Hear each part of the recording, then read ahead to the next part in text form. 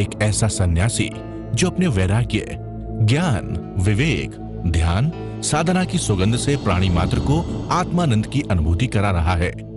एक ऐसा प्रवचनकार जिसके प्रवचन श्रवण के लिए हर जाति, संप्रदाय, समाज, क्षेत्र के लोग आतुर रहते हैं।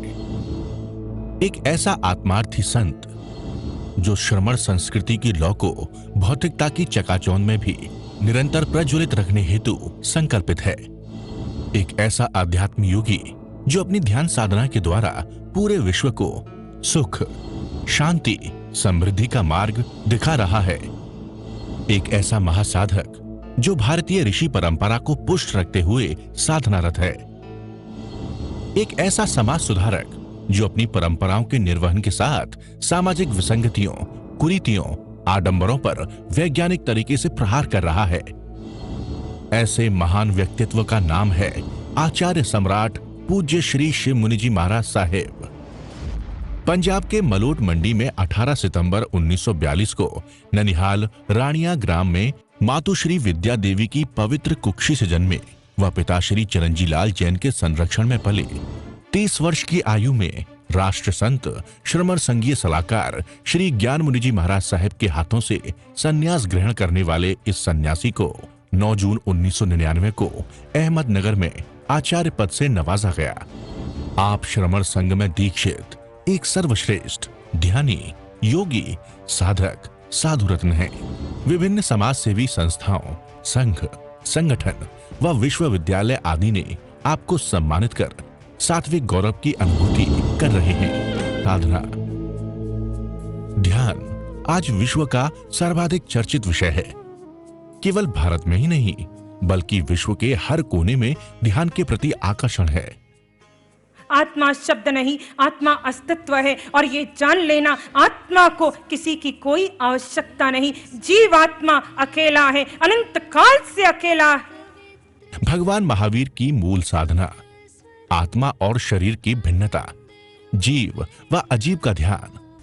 मैं आचार्य भगवान के चरण में समर्पित हुआ, तब से लेकर आज तक जितने भी साधना शिविरों के प्रयोग हुए, प्रत्येक प्रयोग में मैं साक्षी रहा और मैंने देखा जीवन में कितनी भी समस्याओं से भरे हुए व्यक्ति आचार्य भगवान के सानिध्य में आते हैं। समस्याएं वही होती है, लेकिन जीवन का दृष्टिकोण बदलते ही वो व्यक्ति सुखी होकर के, प्रसन्न होकर के, मुस्कुराते हुए यहाँ से जाता है। उसकी कार्य क्षमता बढ़ती है, उसके रोग दूर हो जाते हैं और हर समय आनंद, शांति, सुख से अनुभव करता हूँ। आत्म ध्यान साधना विधि द्वारा आज लाखों लोग लाभान्वित हो रहे हैं। आचार्य सम्राट श्री देवेंद्र मुनि महाराज साहेब ने अपने आशीर्वचन में आप श्री के लिए फरमाया कि हमारे युवाचार्य ध्यान के द्वारा स्फटिक मणि की तरह स्वच्छ व निर्मल हो गए हैं। ध्यान ऐसा विषय जो व्यक्ति को उसकी वास्तविकता का बोध कराता। मैं आत्मा हूं, अगर ये बात हर मनुष्य जान ले तो कई दुखों का अंत हो जाए। ऐसे गुरुवर की वाणी भी झरने लगी। तो भगवान कहते हैं ये शरीर अनित्य है, परिवर्तनशील है। Change is the life of your body. जैसे विचार बदलते हैं, मन बदलता है, बुद्धि की विचार बदलते हैं, संस्कार बदलते हैं, ऐसे शरीर प्रतिपल प्रतिक्षण बदल रहा है, बदलता है, अनित्य है और अपवित्र है। कितना तुम शरीर को श्रृंगारित कर दो, कपड़े पहना लो, स्नान कर लो, केसर कस्तूरी लगा दो, फिर भी ऊपर से लगा दो, भीतर तो गंदगी भरी हुई है और अशुचि पदार्थों से उत्पत्ति होती है। और इसमें जीव का निवास भी, जो जीव रहता है, आत्मा रहती है, वो भी शाश्वत नहीं है। आयुष्कर्म है तो है, आयुष्कर्म टूट गया तो टूट गया। ये शरीर दुख और कलेशों की खान है।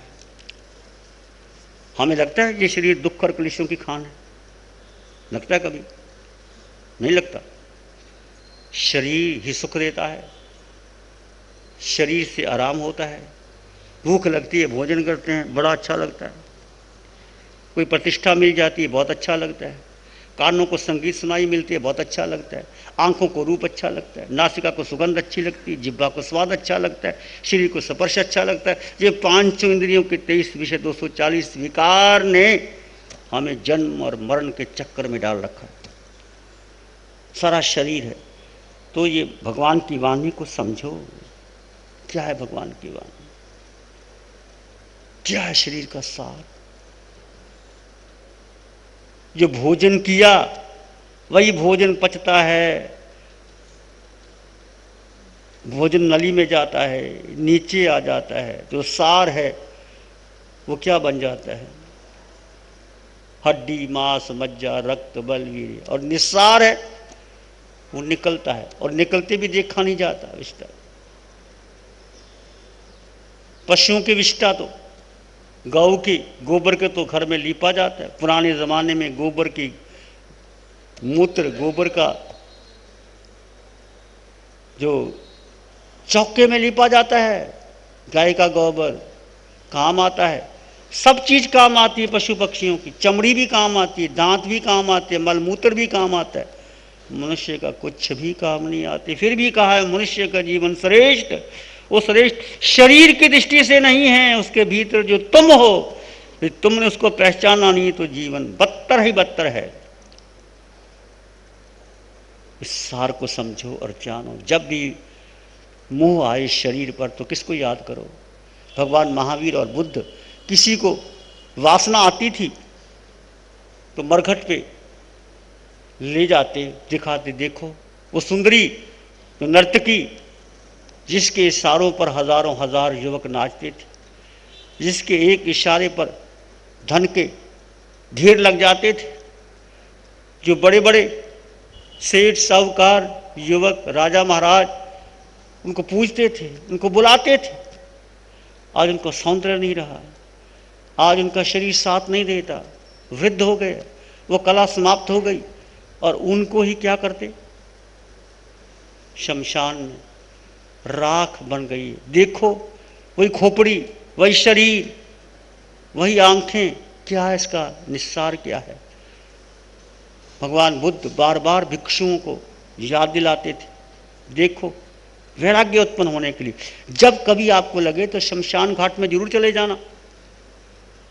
तुम सिनेमा घर में जाओ ना जाओ, हिल स्टेशन में जाओ ना जाओ, कश्मीर कुल्लू जाओ ना जाओ, सिंगापुर मलेशिया जाओ ना जाओ, शमशान में एक बार जरूर जाना। क्यों जाना? कि अंत में जाना है। पहले जाके जगह देखाओ। मेरी बात पर हंसी आती, अच्छी नहीं लगती होगी मेरी बात कि हम शमशान भेज रहे हैं। निश्चित। और हमारे मुनिराज भगवान महावीर के साधु शमशान में जाकर के रात्रि को साधना करते थे। गज सुकमाल ने कहाँ साधना की? एक ही रात्रि में सिद्ध कर लिया शमशान में जाकर के। तो जाओ शमशान में, जलती चिता को देखो, लपटे देखो। कबीर ने शमशान में गए तो देखा, कबीर उदास हो गए। हाड़ जला जो लाकड़ी, केश जले जो घास, सब तन जलता देख के भया कबीर उदास। सब तन जलता देख के भया कबीर उदास। कबीर आत्मज्ञानी थे। शमशान में गए होंगे, देखा होगा ये लकड़ियां जल रही हैं, हाड़ जले जो हड्डियां हैं, मजबूत हड्डियां, जिसको मक्खन मलाई दे के पाला, स्ट्रॉन्ग किया, व्यायाम किया, योगा किया, सब कुछ किया। ये हड्डियां लकड़ी की तरह जल रही। ये केश, ये कुंतल केश, शैम्पू लगाया, बड़े बड़े क्या क्या प्रसाधन किए। हमें तो नाम भी नहीं आते भाई, हम तो सीधे साधे हैं। हमारे घर में सरसों का तेल होता था, सरसों का तेल लगाते थे, कोई और तेल देखा ही नहीं था। सीधे साधे लोग थे। घर में जो माँ दादी खाना बना दे, इकट्ठे बैठ के खाना खा, सुखी थे हम। हमें कभी आज्ञा नहीं थी कि होटल में जाकर या अपने घर के बाहर जाकर के एक कप चाय भी पी ले, नाश्ता भी कर लें, बहुत बुरा समझा जाता था कि ये होटल में जा रहे, क्या घर में खाना नहीं मिलता, बुरा समझा जाता था। वो जमाना था। और आज क्या हो गया? उल्टा हो गया। घर अच्छा ही नहीं लगता खाना, मेहमान आए चलो बाहर लेके चलते, फैशन हो गया। मैं नहीं कहता बाहर मत जाओ, कभी कभी चले जाओ, पर घर का खाना घर का ही होता है। जो माँ, जो बहन, जो पत्नी अपने पति के लिए, बहन भाई के लिए, माँ अपने बेटे के लिए खाना बनाती, वो खाना नहीं बनाती, वो पूरा श्रद्धा उड़ेल देती, प्यार उड़ेल देती, समर्पण होता है, धर्म होता है। उसके खाने में तुम खाना खाओ तो तुम्हें शुद्धि आती है, तुम ध्यान करो, तुम प्रार्थना, तुम्हारा मन लगता है। ये भारत की संस्कृति ऐसी संस्कृति, शुद्ध संस्कृति है। तो कबीर ने देखा ये लकड़ी, हाड़ जले जला, केश घास की तरह जल रहे, सारा तन धू धू धू करके जल गया। कबीर कहता बस यही हालत है। पर हम क्या करते, जाते हैं किसी नियर डियर के, लकड़ी लांबू लगाते हैं, देखते हैं बस शुरू हो गया, वापस शाम तक ठहरते ही नहीं, बैठते ही नहीं, जल्दी होती, जल्दी चलो, संस्कार हो गया, लांबू लगा दिया, अपने आप हो जाएगा, शाम तक हो जाएगा। वापस आ जाते हैं और तैयारी करते हैं, भूख लगी है खाना बनाओ। और वैराग्य कितना होता है? आधे घंटे घंटे का वैराग्य हो। वो चले गए जी, कच्ची गृहस्थी छोड़ के चले गए जी, बेटों का क्या होगा, तुमने क्या करना है, तुमने बेटे संभालने उसके। लिप सिंपथी, झूठी बातें, झूठा संसार, झूठे हो तुम, झूठे हो वो, सब झूठा ही झूठा संसार है। ये शरीर झूठा, परिवार झूठा, संबंध झूठे, शरीर का सौंदर्य झूठा। एक सत्य है तो वो आत्मा, वो तुम हो। इस अशुचि भरे देह में वो आत्मा वास करती है। तुम्हारे अंग अंग, कन कन, रोए रोए, खून के कतरे कतरे में उसका वास है। यदि उसको मात्र दृष्टा भाव से जानो और देखो तो अनंत अनंत कर्म निर्जित हो जाते, तुम्हारा जीवन सफल हो जाता है। तो भगवान महावीर की वाणी है, तीर्थंकरों की वाणी, एक शब्द भी गलत नहीं हो सकता। तुम सुनो, ये शरीर है क्या? अपवित्र है, अशुचि पदार्थों से उत्पत्ति होती है और इसका निवास भी अशाश्वत है। शाश्वत कोई रह नहीं सकता। कितनी उम्र हो जाएगी? 100, 200, 400, 500, युगलियों की उम्र खत्म हो जाती है, सब चले जाते हैं। और शरीर में दुख और क्लेश की खान। यदि शरीर का चिंतन करोगे, शरीर के भोगों में रहोगे, तब तुम दुख ही मिलेगा। भोग भोगते दुख ही मिलेगा। और भोग से योग आ जाओ, योग से ध्यान की आ जाओ, ध्यान से आत्मा में आ जाओ, और आत्मा में परमात्मा का वास है, उस पर ध्यान करो तो निरंतर तुम आगे बढ़ते चले जाओगे। फिर शरीर को भूख लगी है, भोजन दे दो। भगवान ऐसा नहीं कहते कि भोजन मत दो। कपड़े की जरूरत है, कपड़ा भी दे दो, भोजन भी दे दो, स्थान भी दे दो, पर इसके साथ संबंध मत बनाओ। ये देह तुम्हारी नहीं है, कभी हुई नहीं, थी नहीं, है नहीं, होगी नहीं। हम क्या मानते?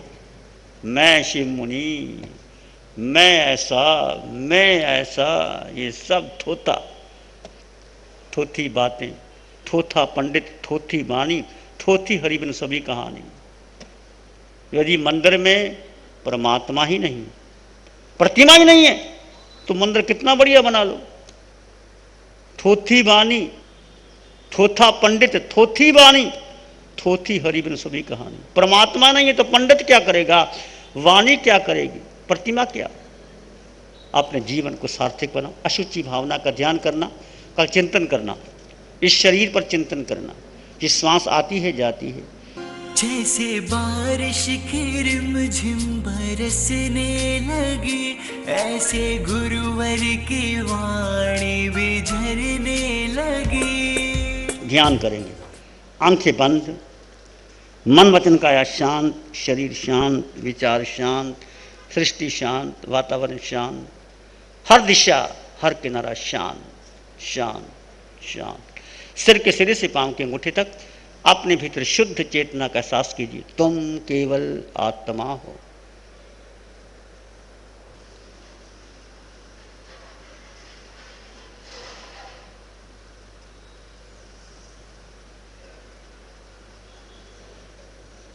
एक शरण है धारा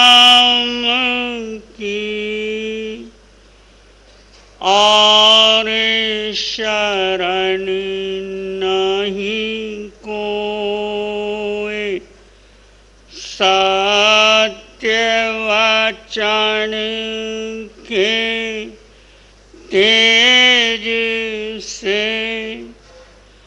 जन जन मंगल होए, सबका मंगल होए, तेरा मंगल होए, जन जन मंगल होए, सबका मंगल होए। सबका भला हो, सबका मंगल हो, सबका शुभ हो। इसी में एक लंबा गहरा श्वास लें। अरिहंत परमात्मा के चरणों में नमन वंदन। एक और लंबा गहरा श्वास अरिहंत परमात्मा के चरणों में कृतज्ञता के भाव। दोनों हाथों को आंखों पे ले जाएं, हल्का सा स्पर्श। धीरे से आंखें खोल सकते हैं। नमो अरिहंतानंग, नमो सिद्धानंग, नमो आर्यानंग, नमो अवजयनंग, नमो लोय सब सावनंग, धम्मो मंगल मुखितम अहिंसा संयमो तव देवावित्तं नमं शांति जस धम्य से मनो श्री चत्तारी मंगलम, अरहंता मंगलम, सिद्धा मंगलम, साहु मंगलम, केवली पाणतो धम्मो मंगलम। चत्तारी लोग उत्तमा, अरहंता लोग उत्तमा, सिद्धा लोग उत्तमा, साहु लोग उत्तमा, केवली पाणतो धम्मो लोग उत्तमो। चत्तारी शरणं पवज्जा, अरहंते शरणं पवज्जा, सिद्धे शरणं पवज्जा, साहु शरणं पवज्जा, केवली पाणतं धम्मं शरणं पवज्जामि। चारे शरण दो हरण जगत में और न कोई होगा जो भव्य प्राणी करे आराधन, उसका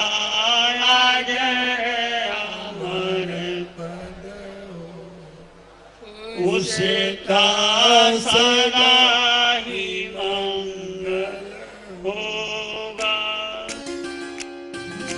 जैसे बारिश की रिमझिम बरसने लगी, ऐसे गुरुवर की वाणी भी झरने लगी।